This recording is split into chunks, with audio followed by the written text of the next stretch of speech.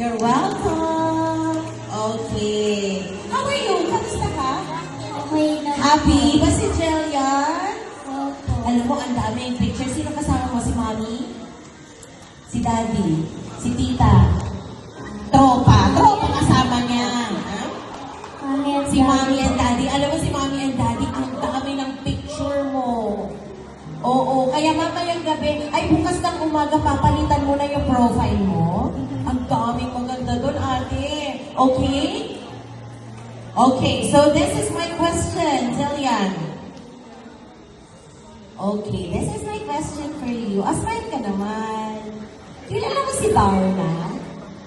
Darna, kilala mo siya?